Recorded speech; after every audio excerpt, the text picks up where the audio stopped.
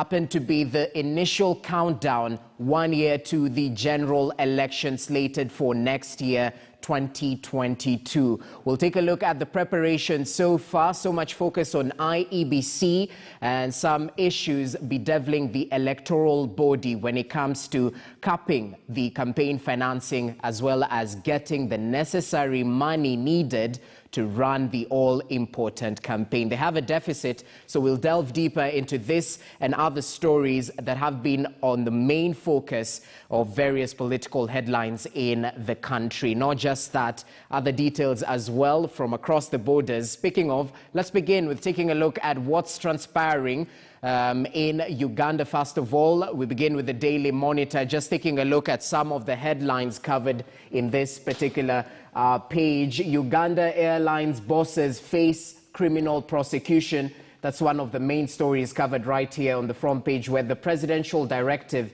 is likely to spotlight the role in the saga of Uganda Airlines board chairperson, who was a junior cabinet minister from 2009 to 2011. That's one of the main stories right there, even as they highlight a couple of issues to do with the teaching program in the country. Matters Health, why Norway donated banned COVID-19 vaccines to Uganda.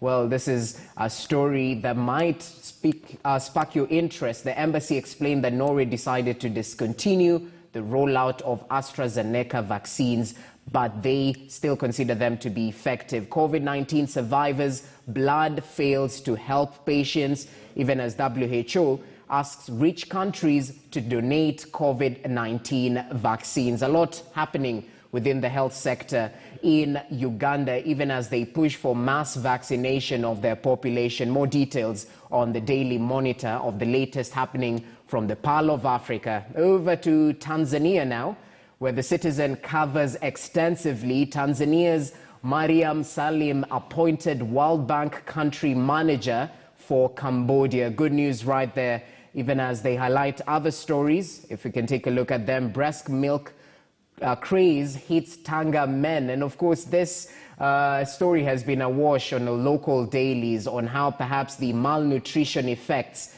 are far-reaching to this young baby. CCM says rebels will be dealt with, warning its leaders and members who oppose the party's views on various issues. Tanzania starts issuing electronic certificates for COVID-19 vaccination. Good move right there, even after they recently started mass vaccination of their population. More details on the Citizen, but let's cross over to Rwanda today. What you can expect in terms of the headlines from this country: cost of irrigation equipment in Rwanda subjects farmers to losses, where suppliers say equipment has doubled compared to 2009. The price, where the cost of shipping has also significantly increased. Zimbabwe reopens churches for fully vaccinated congregants. Well, we're yet to do that in Kenya, dealing with minimum capacity within this churches and mosques. Tanzania suspends ruling party paper for false Suluhu story. More details right there on the latest from Rwanda and the region. Let's take a look at the latest on world news. CNN International, some of the stories covered on their page. US and UK sending troops to Afghanistan to aid evacuations. And of course, some of the families left behind, some of them being Afghanistan's, have been affected due to their links with the US and UK while they were still occupying the region. So it's a good move right here, bearing in mind the human rights atrocities that might have been committed by the Taliban going forward. More details from around the world. 5 dead and suspect killed after serious firearms incident in England. More details right there, even as they cover the latest from the Middle East, Africa, and Europe regions as well. So those are some of the stories you can expect in terms of global news making headlines. Let's take a look at what's transpiring locally now. With me, as I hinted earlier, I have the Standard Kenya's Bold newspaper, and just taking a look at the front page, of which should be on your screen later on. What's Ruto up to? That's a big question, even as political calculations are ongoing. And they have this tagline where the president's bid to rally opposition chiefs behind one of them jolts the deputy president's campaign plan. And now his team will have to weigh whether to carry on with the same strategy or change the course altogether. Of course, the backdrop being the recent meeting by President Uhuru Kenyatta and various political leaders in Mombasa, somehow fronting a united front against the Ruto camp. So more details on the latest political calculations on page 6 of the Standard. Even as we take a look at the front page of the Daily Nation, this is what you can expect. Inside, Raila talks with the United States and the European Union envoys. And it's all to do with continuity, riding on President Kenyatta's backing for his State House bid in next year's polls. The ODM leader assured the envoys of stability, national unity, and that their interests shall be safeguarded by his administration. So that was the agenda in that particular meeting: democracy, fight against COVID-19, and economic recovery post-pandemic, some of the issues that were discussed. More details on page 7, even as they highlight the low vaccine uptake as jobs have been opened to masses, and new courses for secondary school teachers, trainees, even as new Mount Kenya headache for Ruto as leaders reject the UDA party. And we'll start with that particular story in terms of efforts to unite the Mount Kenya region, even as we get to deliberate on these matters and more. So here's that particular story, where there are efforts to unite the Mount Kenya region ahead of the 2022 general election. And these efforts have already started in earnest, with at least 3 party leaders initiating the process.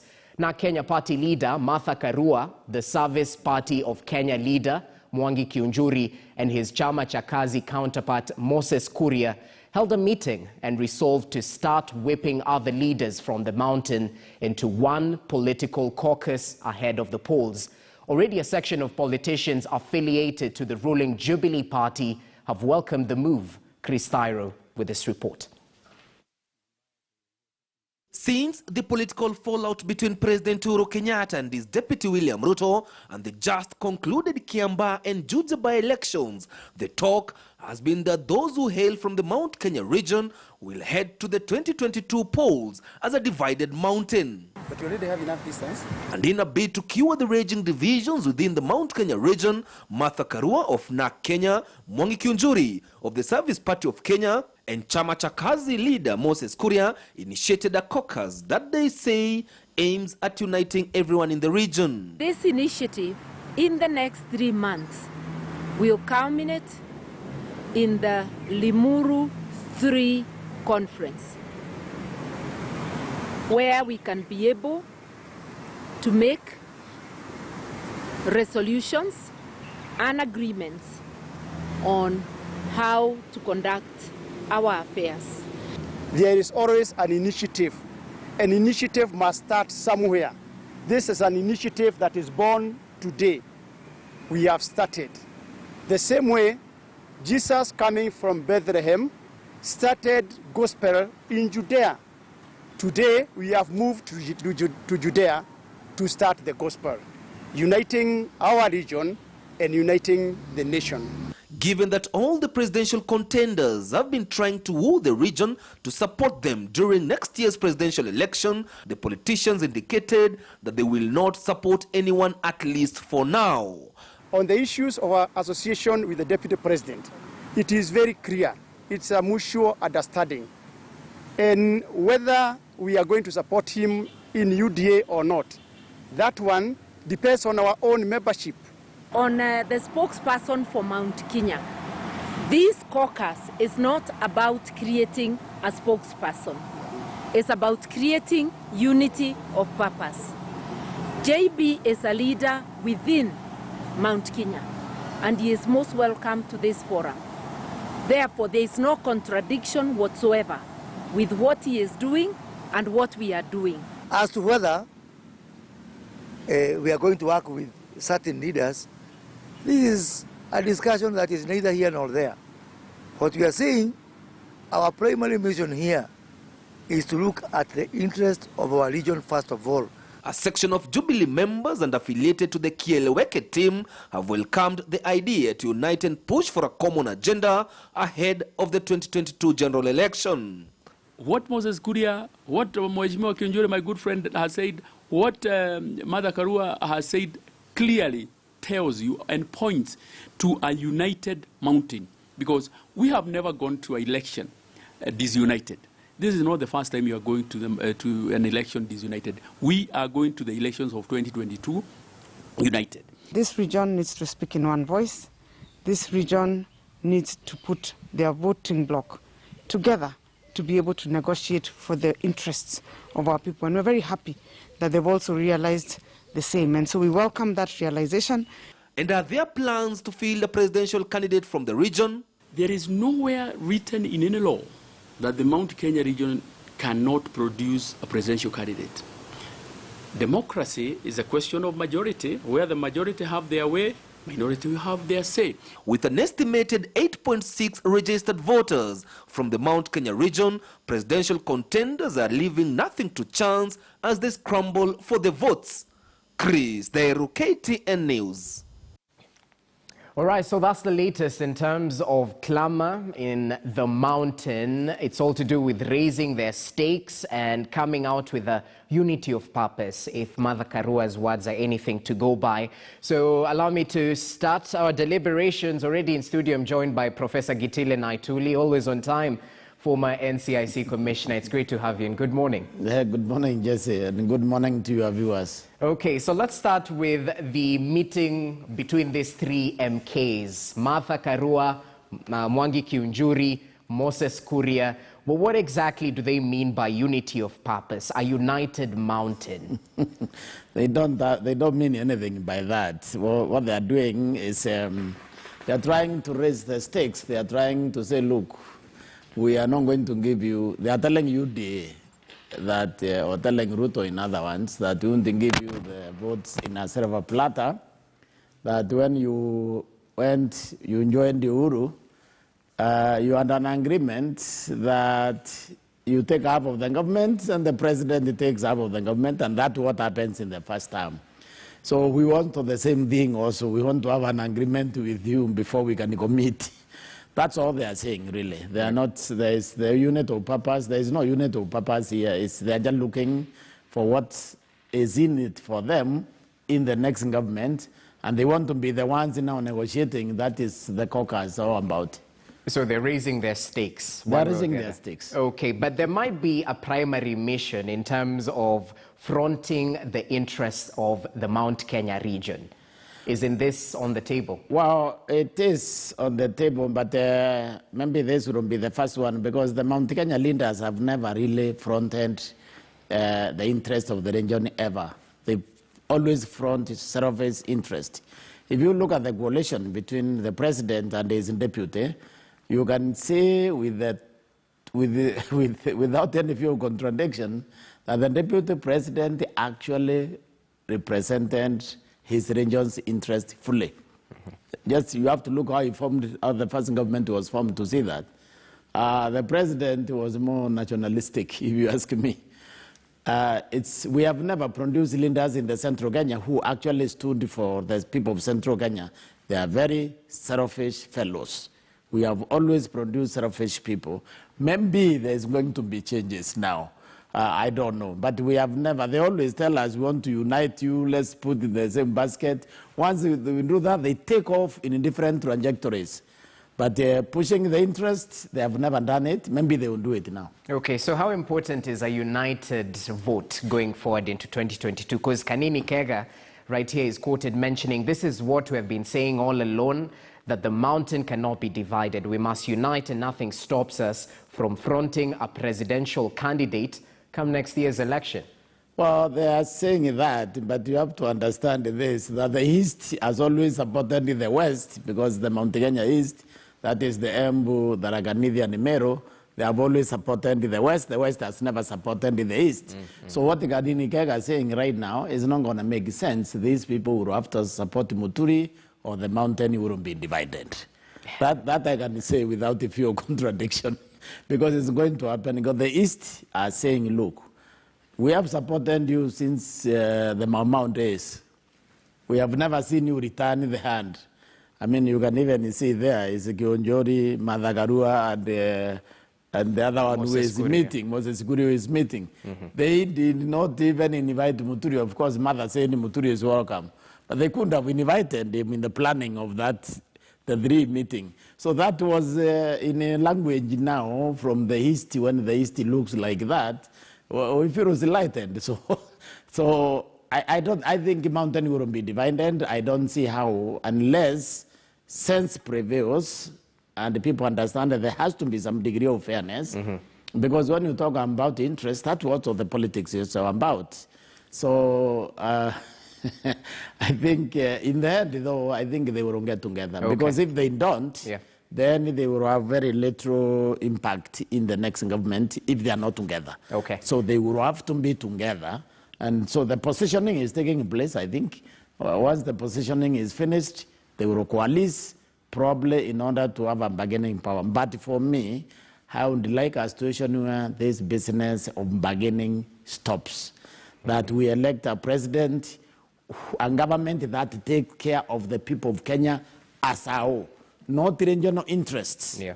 Because this regional interest is why we have never moved. I mean, if you remember 1975, the first president, Jomo Kenyatta, he gave a grant of $5 million to Malaysia because they were having serious economic issues.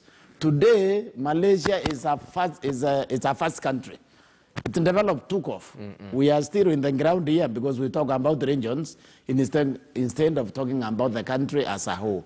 We talk about the elections instead of talking about the next generation. So we have a problem as a people, and we need to accept this. Okay. So I don't necessarily support these groupings. In fact, I would be happy if you other politicians strike it the way Ruto is doing it. Make a coalition with the people of Kenya. Stop making coalitions with each other with the assumption that you can package your people like a sack of potatoes and give to the other one. I hope that thing has been overtaken by event. I hope the Kenyans are enlightened enough to see that what they need is a clean, non-corrupt government. As simple as that. No, not a government from their own. Okay, but let's borrow from the past. It's interesting developments happening in the mountain, and I don't know when exactly this last happened, that the mountain finds itself in a contested space. The president is exiting in a couple of months' time, and there is no clear kingpin in the region. When did this last happen, Professor, if your memory serves you correctly? Actually, this is the first time it has happened, because during when Kenyatta died, the first president, there were so many of them from the region competing for positions. Of course, the president, the late President Moi, got it. During when Moi was leaving the scene, then Kibaki was automatically there, having served all those years as vice president.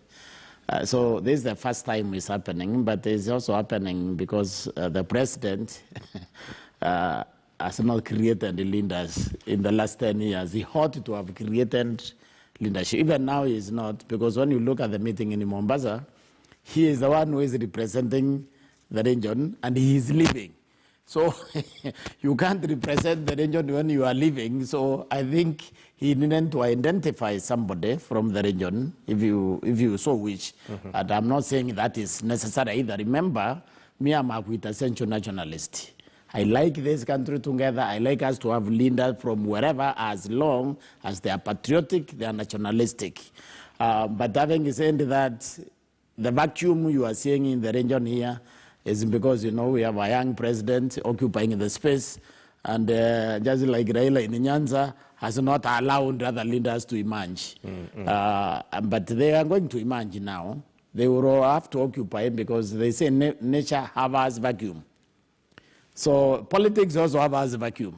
So these fellows are going to emerge, and there will be a competition for this space. And that means there is serious confusion. You see, the next election is going to be determined by coast and the central Kenya and the Mount Kenya region. Okay. These are the people without a leader.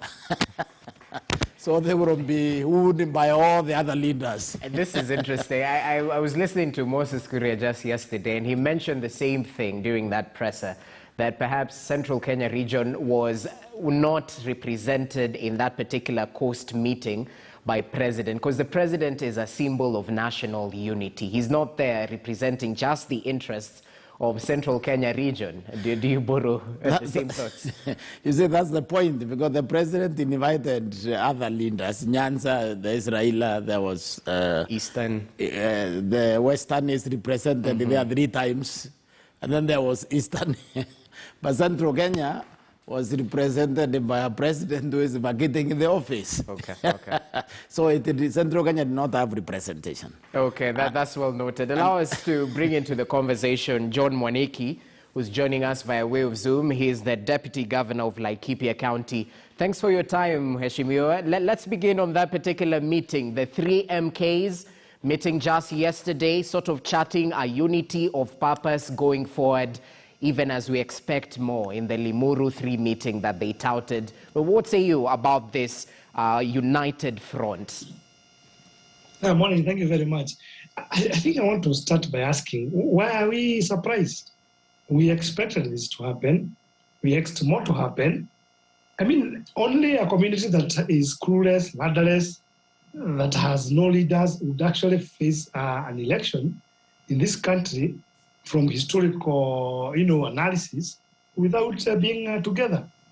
And we expect more of Mount Kenya to coalesce around. And you see, the new normal now in town is that come with your small party, let us sit together and discuss as party leaders, and therefore then emerge. Remember, what has brought about this issue of small parties? If you trace back to 2017, how Jubilee, forced all the 16 or so parties to collapse together and form a Jubilee, then the unthinkable happened, which is when people went for nominations, Jubilee decided to shut off certain leaders by making sure that they were failed at nomination stage. So everybody now, every astute politician is concerned that how do I get to the ballot?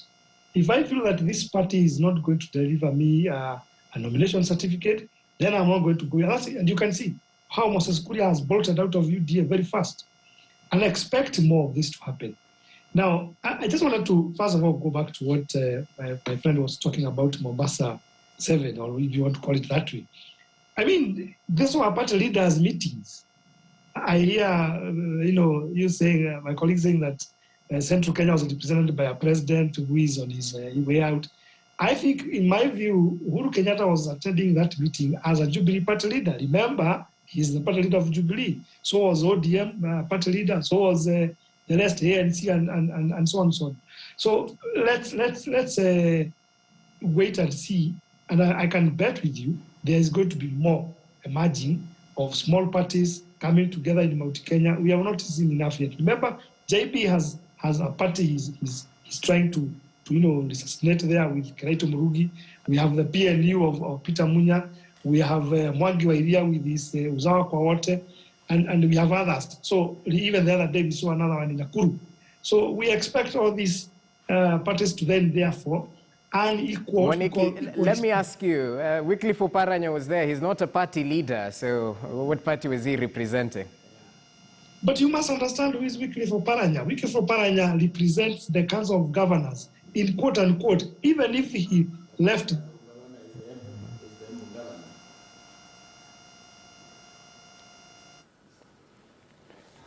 Okay, technical challenges right there. We'll definitely get the Deputy Governor back in line right there. But he was belaboring on the point of party leaders, representing the parties in that particular meeting. We'll get to talk about this Coast meeting later on at the top of the hour as we evaluate some of the political developments that have happened in the country. But that particular story on the leaders in a fresh push to avert the Mount Kenya vote split has been highlighted in today's dailies, page 8 of the Standard. But let's take a look at yet another story that questions what Ruto is up to. Focus on Mount Kenya region. And the Daily Nation went with this headline, "Why Mount Kenya region is Ruto's poisoned chalice." And they quote it as a catch-22.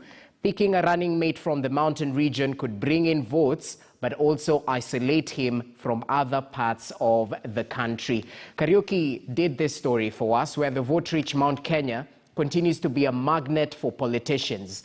ODM leader Raila Odinga and Deputy President William Ruto were in the region, where they hosted various meetings in an attempt to consolidate base in what is turning to be a competition to capture attention of the voters. But as KTN's Daniel Kariuki reports, the talks by President Kenyatta with a section of party leaders in the coast region has escalated activities in the region over the succession race, with reports the duo could be eyeing a running mate from the region.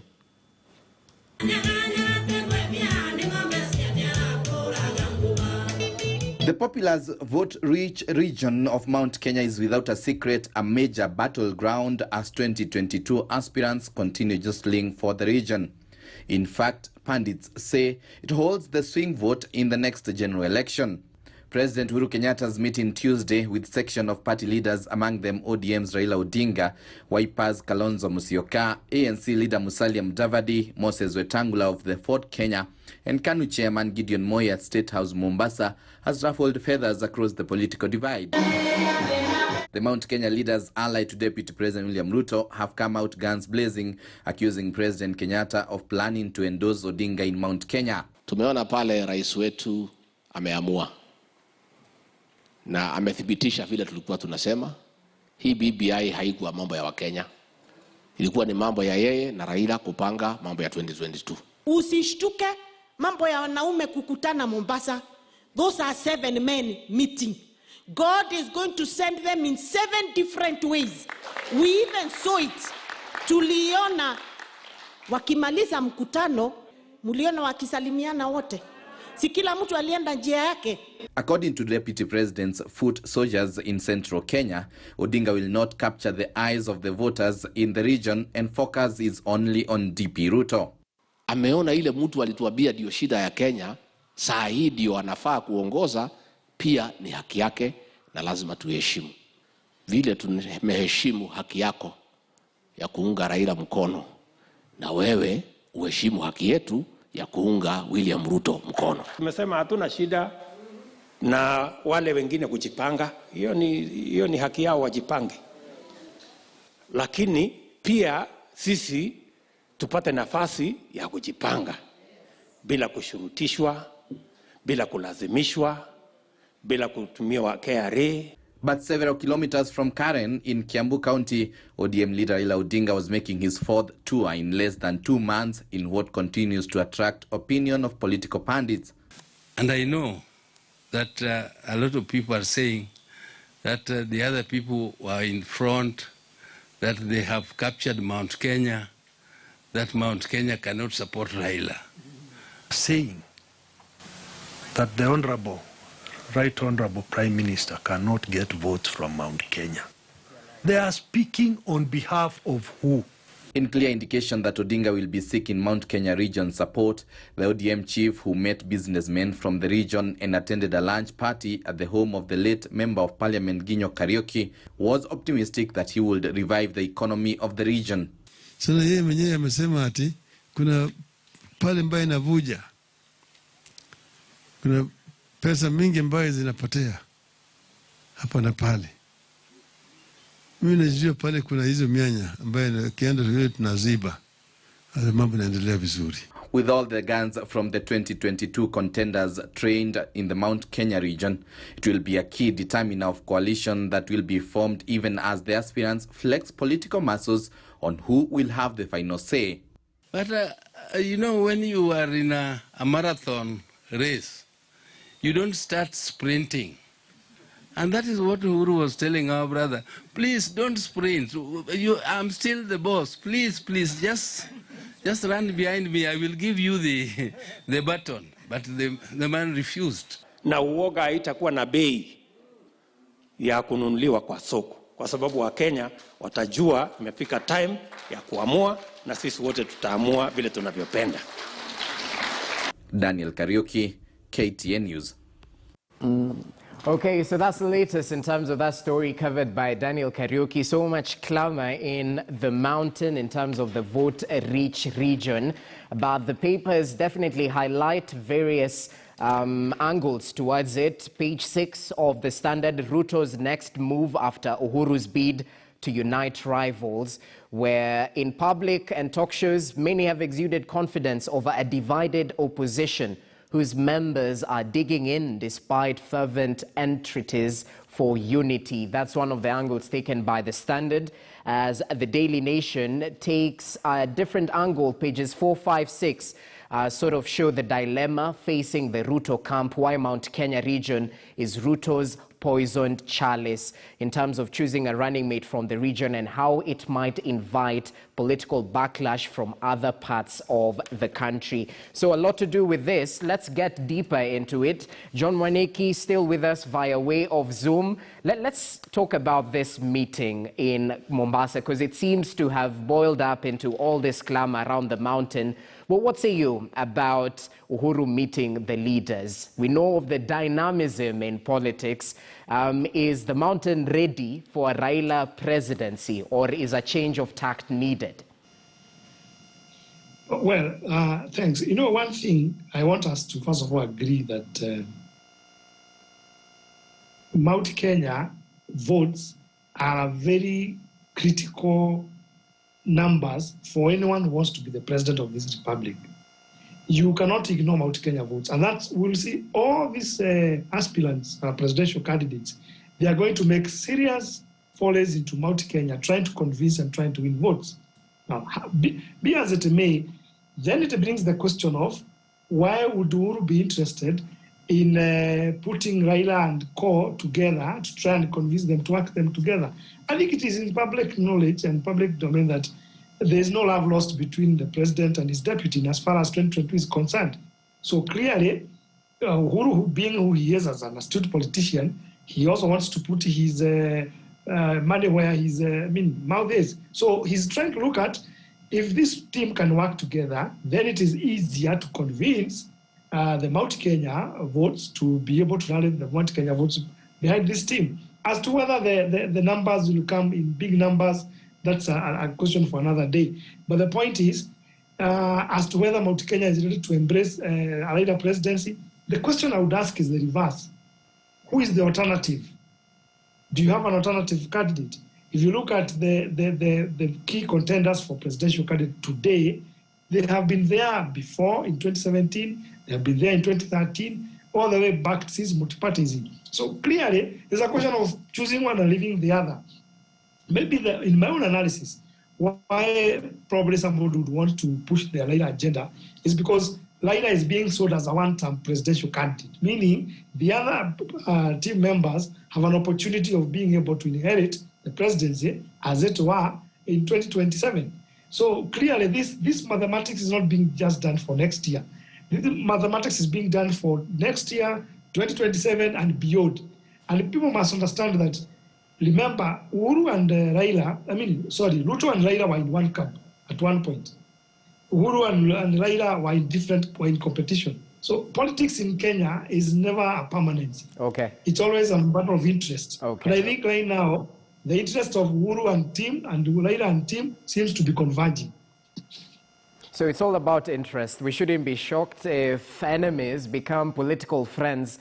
Jimmy Kagoni, a political analyst, has just joined us in studio. It's great to see you. So plugging into the conversation, what do these leaders bring to the table? When you saw that photo op between these 7 leaders lined up there, of course, there's talks of the headache of picking a successor, the headache of forming a government thereafter if they're successful. But what do they bring on the table? What's important in a presidential matrix? Is it the numbers? Is it the influence internationally? Is it finances? What do they bring? Thank you, Jesse, and I want to say good morning to all our viewers. I think now it's becoming clear. The list is setting itself, and there is the Camp Ruto on one side, then there is the Camp Coalition, whatever the name of the coalition is going to be, on the other side. And I think what we were seeing on Mombasa is the president now trying to bring this other team to make it more formidable against Camp Ruto on this other side. And it is very interesting because we are seeing, in my view, an exit and an entry of Moi in one way or the other. The president, we have a very active president who is not only just want to retire, but he is interested in one way or the other to see whether whoever is his successor, he has a role to play. And the last time we saw that was actually President Moi himself, who brought people together. And in this aspect, he wanted to champion for an outsider. At that point, Uhuru Kenyatta was viewed as an outsider, and the people who are there, they couldn't really feel him. On the other side, we have a deputy president in a similar manner, and this has actually been spoken a lot in different quarters, who is making an entry like that one of 1979, the same way Moi came. Your greatest opposition is coming from Mount Kenya because of what was referred then as Mount Kenya Mafia. But at the same time, now you have opposition again around the country. While it should have appeared like a very natural succession for you, now the opposition is really quite difficult. So what I saw when I saw that picture, I saw the president just trying to bring these the figures of Raila Odinga, Kalonzo Musyoka, and everybody. I came in when you're asking the DJ exactly what is the issue of what was the presence of Oparanya there. In my view, I want to believe that maybe just Raila was a bit crafty to try and dilute the Western vote by bringing more figures and showing them, I mean, this one is representing Kakamega, you are representing Bungoma, this one is representing Vihiga. And so, therefore, there is no way we can talk of one figure here around Western. And I think it was really crafty of him to do exactly that. Now, the question comes in then, Kalonzo, the day before the Mombasa meeting, Kalonzo announced about his presidential bid. And I want to believe he was aware about the meeting even when he was doing this. Yeah. Number two is that Musalia Mudavadi has said it, there are no two ways this time round. I mean, he is going it alone. So I find the president has difficulties to try and put this team together. And it's now becoming clearer, like there is no new face that is going to appear in this race. We are facing Ruto on one side, and we are facing the coalition on the other side. Whether the coalition is able now to agree and get one figure is actually the challenge. The only other point maybe, or just one more perspective to give to this scenario is, are we recarnating NASA one way or the other? Is the president struggling with that? Because even when you look at those faces, of course, the senior most there still remains Raila Odinga. I want to believe in such kind of a setup, there was conversations of numbers and who has numbers, and maybe there are statistics that were laid on the table to say this is the thing. I've been asking myself, is there a way that you can rearrange those figures in a way that you are able to bring something beyond what they have been able to consolidate before? Maybe that's the big question. Okay, interesting developments right there. So much to talk about too. So little time. Allow us to take a short break. When we come back, we delve deeper into some of these probabilities, the political calculations going forward, and I'll definitely put Professor to task. Are we experiencing the 2002 NAC moment where the opposition will definitely clamor up together in defiance of one individual person? Much more after the break. Stay with us.